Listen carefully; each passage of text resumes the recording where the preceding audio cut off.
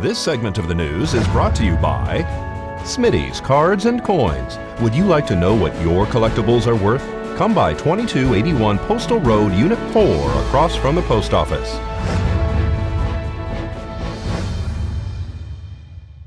In this week's court report, the California woman arrested after allegedly stabbing her roommate at a residence in the 400 block of Comstock has her domestic battery case scheduled in Justice Court this Thursday for a status hearing. Sarah B. Ginsall's domestic battery case, with an alleged date of occurrence of December 2nd, 2016, is also connected to a separate companion case charge of battery with use of a deadly weapon causing substantial bodily harm that has been bound over to district court and stems from Ginsall allegedly stabbing her 44-year-old male roommate back in November.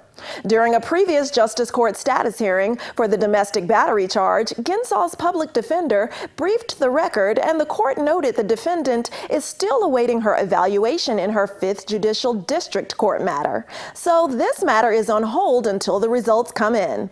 The defendant's counsel recommended a 60-day status hearing. The state concurred, so the court set a status hearing for late July. Then the defendant was remanded to the custody of the Nye County Sheriff's Office. Ginsall remains in custody, $3,000 cash or bond for that domestic battery charge.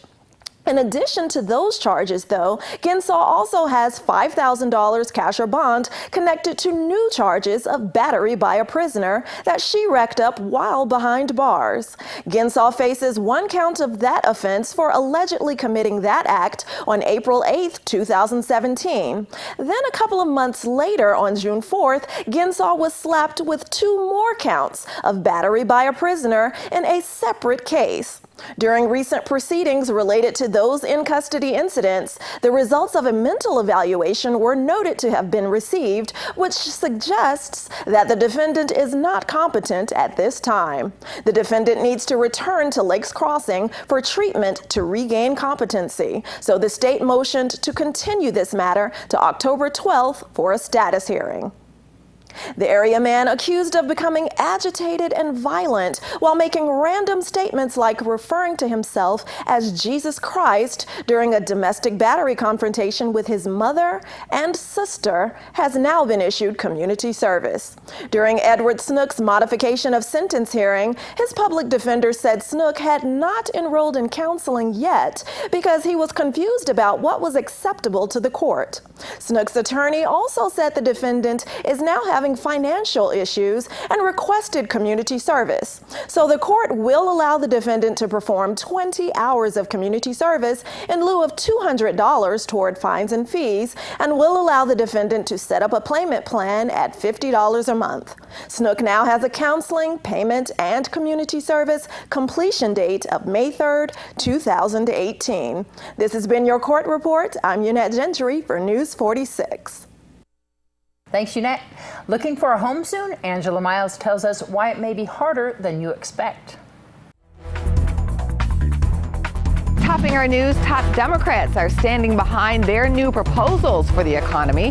Senator Chuck Schumer says the plan is called a better deal. It addresses mega mergers, rising drug costs, and stagnant wages.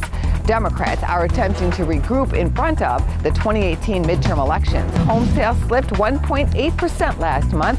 Home buyers are dealing with fast rising home prices and fewer available houses on the market. Alphabet, better known as Google, turned in earnings and revenue that were both wins against Wall Street estimates. However, the search engine company is facing a record $2.74 billion fine in the European Union, causing the second quarter profit to drop sharply. Plus, clicks on Google Ads fell a surprising 23%. The vote was 51-50 to advance to a floor debate to repeal and replace the Affordable Care Act. Even Senator John McCain participated a week after revealing he has aggressive brain cancer.